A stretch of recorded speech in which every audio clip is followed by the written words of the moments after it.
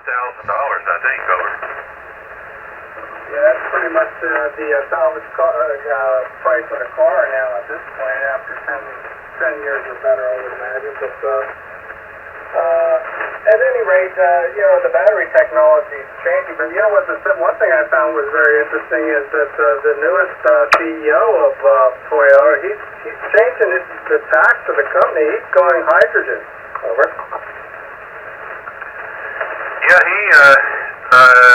that is true. He's been pushing hydrogen for quite some time, actually.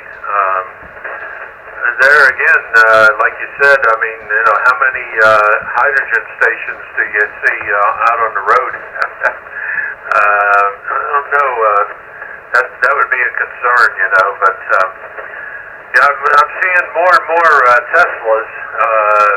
Tesla is dominating the market, and I think this year they're on schedule to produce, I think,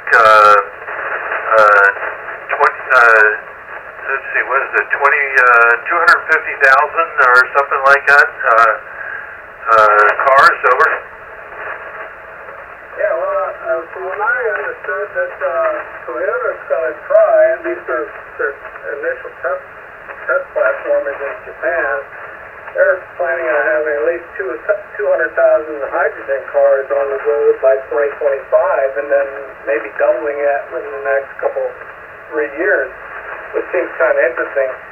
The one thing I thought was cool about it is that they say that, it's almost like filling your car with gasoline. You pull into to the hydrogen pump, and within 90 seconds or so, you've got a full tank, whereas you got to pull in for an hour and a half, 2 hours for a vehicle charge. That's going to set you back in time. So it seems kind of attractive from that standpoint. And the other thing is that, I'm waiting. People, they have altercations over parking spots right now. I'm waiting for somebody to get into a road rage situation over a charging unit. I see it coming. Oh yeah. I think I saw where there has been just recently there was something happened somewhere in the U.S. and the guy they got into an argument. The guy reached in his car and got a gun and shot the guy. So he can he'll be spending the rest of his life in jail. Over. Yeah, roger that. But even the fact remains that it's going to be a little bit more of a. I think it's going to be a little bit more of a what do I want to say? Build-out problem with the electricity, the charging stations at this point. You really don't even. It seems simple when you talk about it, but we're talking miles and miles of copper wire, this, that, and the next thing. And it's not going to come on. It's not going to come online as fast as you probably think it is. But then again, I could be wrong. Well, Tesla is far exceeding anybody else. I've forgotten how many. I think Tesla is like in the U.S. They have I think 13,000 charging stations. They put them in regularly, so and a lot of their charging stations are multiple bays. There's like 6, 7, 8, 10 bays. So they're far. They're way out in front of all the other ones there. And I think the Tesla they've got a fast charge situation also where I think you can on some of these Teslas you can go in and it can be down to around 20% battery, and then you can charge it to 80% in like 10 minutes or something. So is pretty quick. But that's a real high voltage deal there. Over. Yeah, roger that. Well, at this point, it's not something I'm going to worry about anytime soon, I guess. I'm going to have to stick with what I've got. The Tesla is a little bit out of my price range at this point. I think that when the time comes, I'll probably be looking to do something similar to what you did, which is go with hybrid, at least until things straighten themselves out. By that time, hopefully they have self-driving cars, because at that point I'll probably be to the point where they're pulling my license because I'm a threat to the people on the highway anyway. Hopefully if I make it to 90 plus. Yeah, that's right. Hey, I wrote down a bunch of call signs here, and I've forgotten which one you were. Are you KC3ITQ? Yeah, roger that. KC3ITQ at Harrisburg, Pennsylvania. Name here is Mark. Okay, Mark. I had it written down with some others. I didn't put them in any kind of order. I just had them in different spots on the page here, and so we better do an ID thing here. KC3ITQ KD8MWR, just for ID there. So, yeah, that's very true. You know, of course, interesting battery technology is quite interesting. You know, I worked in power plants, you know, for 30 years. I've worked in various steam power plants and other types called peaking plants, where they come online very quickly and they're very costly to run. So you don't want them to be on what they call base load. Usually the coal power or something like that, nuclear would be your base power. But yeah, I noticed that Tesla now has they have something they call the Mega Pack, and so they'll bring in these battery. I mean, they're you know, like I don't know how big these things are, but they're capable of putting out megawatts. You know, like basically in a when you flip a switch, you know, the batteries kick in, and you know, you got 30 megawatts coming out to the grid to stabilize everything. Whereas with the peaking plant, you can't do it that fast. You know, the peaking plants that I worked at, you know, was 20 minutes normally to get online and get stabilized. So that's a pretty interesting development that he's got going there. And he's putting in a bunch of them. Man, this year, I think this year, I've forgotten how many of them he's putting in, but he's putting in gigawatts of battery storage. So that's pretty interesting. The guy is he's far in advanced than most other groups. You know, he kind of leads the pack. A lot of people, you know, are not interested in any of that stuff, but I find it pretty interesting. His solar roof is an interesting deal too. It's pretty pricey though. Most of his stuff is pretty pricey. Over. Yeah, roger that. What do they charge those things up during the off time and then use them during peak then, right? Yeah, exactly. They'll charge during the night when you know the use is down. But you know, he can charge up, and then during the day when the grid is calling for more electric when I was at the coal power plant on the river here, we would the big units that we had, they were 500 megawatt units, but they would through the night they would be running about 300 megawatts each, and then around 7 o'clock in the morning it would start to ramp up, and but they could ramp pretty good. I mean, they could go from 350 megawatts up to 500 megawatts in an hour. So so that's quite a. I mean, that's almost doubling the power out. So pretty interesting deal. I mean, with the battery, you just it's like instantaneous, basically. So I worked at some big peaking plants where we had. Well, the one that I worked at was one called Woodsdale.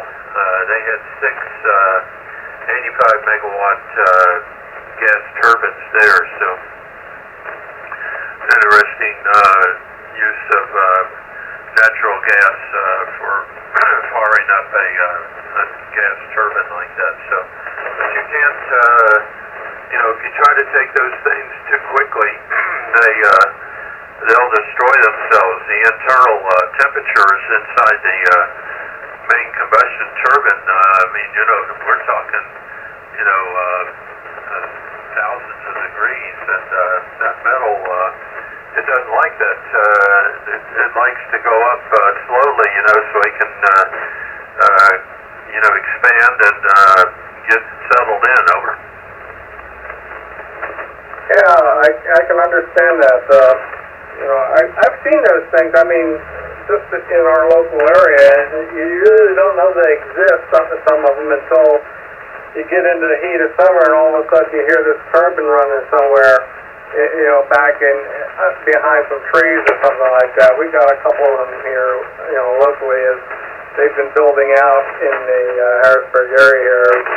We used to, in fact, my wife and I were just driving around the other day, and we said, geez, 35 years ago, these were all farm fields, and now look, there's, all it's done is grown houses, either that or industrial parks, and it's quite amazing how the area has changed.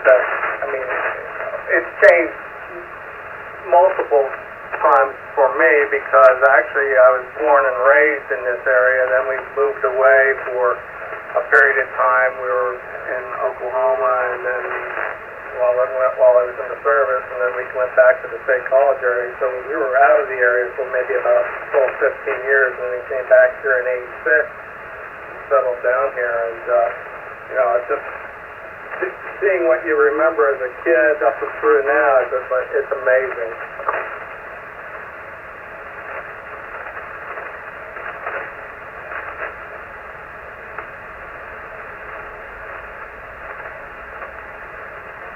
Okay, I was turning a fan on here. Yeah, definitely. There's it's interesting things on the that he's going to do, and you were talking about self-driving cars. Of course, he's really experimenting heavily with that.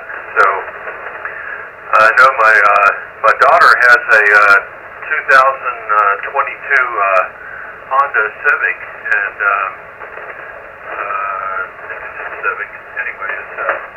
But man, that thing it has all kinds of she starts to go like if she's going to in the middle lane and she wants to go to the right lane. If there's somebody over there, it beeps, and tells her not to do it, and it's got a screen that comes on so she can see around her, around the blind spots, and boy, they really, she's got another thing called a lane assist that wants to keep the car, whatever lane she's in, it wants to keep it in the center of that lane, and so they're really, they're making you know, for a lot of people, they probably need something like that because they, man, I tell you, there's some people out there that are driving that they probably shouldn't be driving. They're crazy. We were coming home and we were heading toward the bridge across the Ohio River, and this guy came by us. I mean, we were going 65 miles an hour. He went by us like we were standing still. I mean, he had to go he at least was going 90 miles an hour, and he was in the right lane. You know, I was like, what the heck is that? These people, I mean, some of these people are just, they're nuts. What is it? Ron White said he was rushing to the scene of the accident. He was going to be the first one there. Yeah, I can understand that. I mean, and the thing is, you don't want to get in a beef with these people because you never know what else they have. It's going to cause what other problems they're going to cause. Because if they're in a hurry, they're in a hurry to make trouble. As far as I'm concerned, as far as the self-driving thing is. I look at that as being, we had a vehicle at one point that we drove. We had a Kia, and it had some of those nice conveniences on it, like being able to see blind spots and all. That was great. But I really look forward to most vehicles. I look at self-driving not being that, you just take your hands off the wheel type of thing.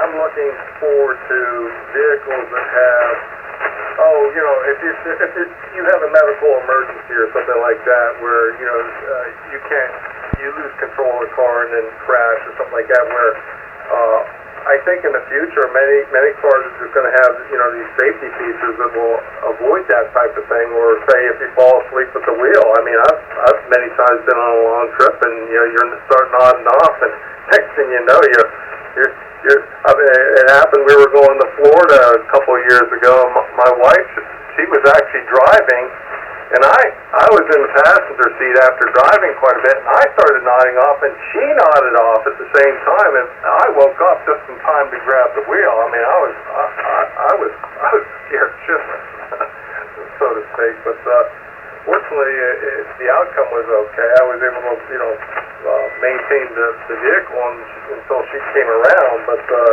it's something that is well needed in the newer vehicles. Oh yeah. I remember when I was in the service. We were out in California, and I don't know. We were, three or four of us in a car, and I remember we were. This would have been like 1968, 68, I think, and. Anyway, we were coming up this expressway, and I was in the back seat and had kind of fallen asleep, and the guy who was driving, he fell asleep, and so I woke up, and the car was like spinning around, it was out of control, and it was like I woke up and I'm like, what the heck is going on? Anyway, we didn't get hurt, but there were a lot of cars that were honking and trying to wake us up, I guess, So anyway, man, I'll tell you, when you're in the service, a long way from home, you do some really stupid things. Over. Yeah, roger that. What branch were you in? I was in the Navy, a group called the Seabees. Over. Oh, I remember the Seabees. I went to jump school down in Benning. Back in was right after I graduated college. I was in an ROTC program, and before I went to Oklahoma, I wanted to go, airborne and whatnot. And we went down there, and of course they had Seabees and Navy SEALs there, and boy, those Army guys would ride them guys all the time. Oh yeah, yeah. Well, I did 2 tours in Vietnam. In fact, one tour I was on a base with, I think there were like 10 SEALs, and 10 Vietnamese SEAls, and then about 10 or 15 Seabees. We were building a 3,000-foot runway on this base. It was a very remote area. To get there was either by, I think we had 4 river boats, and there was 1 helicopter that was on the base, and that was it. There were a few times we had to call in this plane called Puff the Magic Dragon. I don't know if you ever heard of that guy, but pretty awesome plane. Yeah, roger that. I remember he had a big minigun in there. I think it was a 7.62 rotary minigun or something like that. It took fire out of it. Anyway, I never made it to Nam because I was in college at the time, and I did have my draft number, and it was funny when I first went to Rutgers. I joined ROTC, and it was one of those things I was trying to play sports and whatnot. And I said, this isn't going to make it, so I dropped out of the ROTC program. And end of my sophomore year, I got my draft number was 42, and I said, uh-oh. And there were several other people there, and they kind of went to at that point, it was ROTC was only a 4-year program at Rutgers, and they went through the Commandant, and they convinced them to put in a 2-year program. So I joined a 2-year program, and speaking of Kentucky, I spent 6 weeks at Fort Knox doing my basic there. Oh yeah, that's not too far from Cincinnati, actually. All right, well listen, I'd better go ahead and call it a night here, but it's been a pleasure, Mark, talking to you. Hope you have keep hanging in there. Oh boy, I wish I knew more about landscaping. Sometimes I can get myself into trouble, cut too much off of something, and it looks kind of ratty, until it grows back. But anyway, I'm always, I mow my own grass and all that kind of stuff, and then so I'm getting better. I've learned over the years, there's a lot of tricks, but I find the real key is lots of water. Got to keep them moist. Over. Yeah, roger that. Well, I can tell you one thing about landscaping is it makes you feel your age as you get along in years. I can remember doing things, and I'd say I could outwork. I used to have about 5 or 6 employees, and it's gotten down to where it's me, myself, and I right now. I just kind of operate by myself, just doing some odd jobs here and there, whatnot.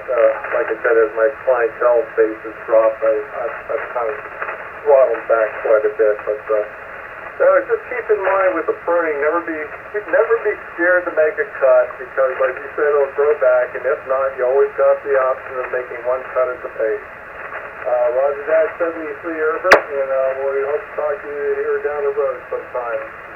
PC3 IC is clear. Okay, Mark. Very good. You have a very nice evening. Hey, thanks for coming back to my CQ call, and I enjoyed our conversation quite a bit. And your signal is, held pretty steady right at S9 just about the entire evening there. So that's pretty good. And a little bit of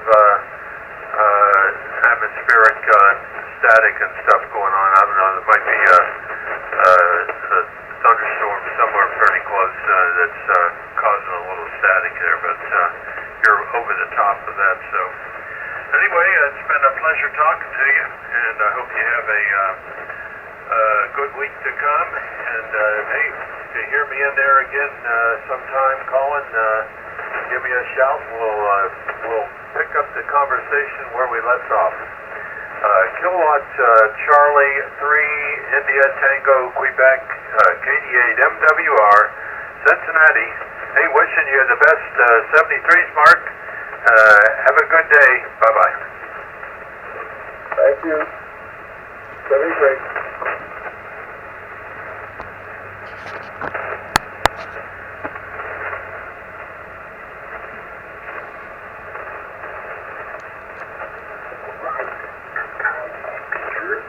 In the computer, you know, speakers and experts on the computer, just in case you don't have a sound card. That works fine, sir. I can't figure out how to get it out of there. It's on the floor, and I want to get it. Now forget it. It's just,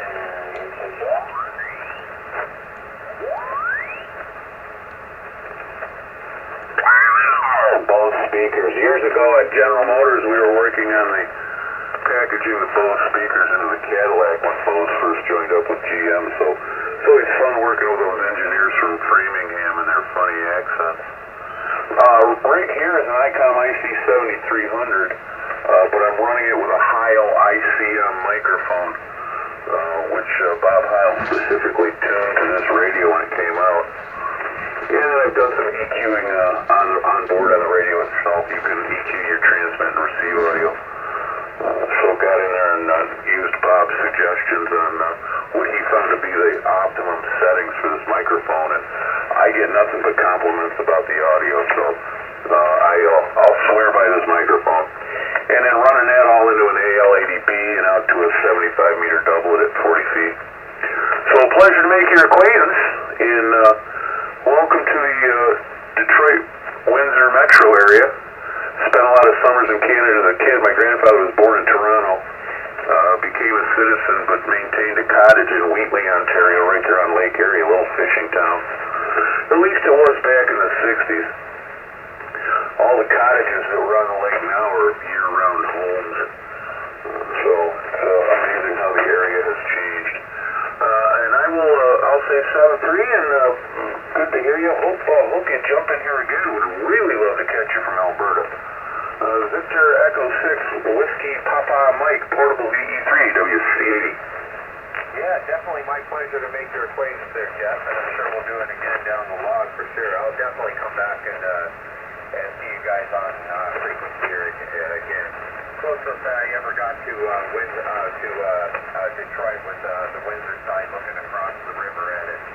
But yeah, I'd like to make it across there one day. Trust me, Walter, the best way to visit Detroit is from Windsor, across the river, just like you did. Hi.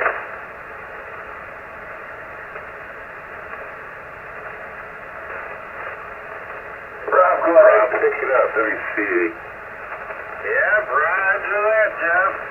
All right, Walter, VE6 WPM Portable. Thanks for jumping in there, and jump in any time. Just look for us Sunday nights up and down. No set frequency, no set time, but we just get on here and start yakking away and see who else can come in here. But yeah, Walter, definitely pleasure talking to you, and you're always welcome. And was there a QRP station in there? Come back.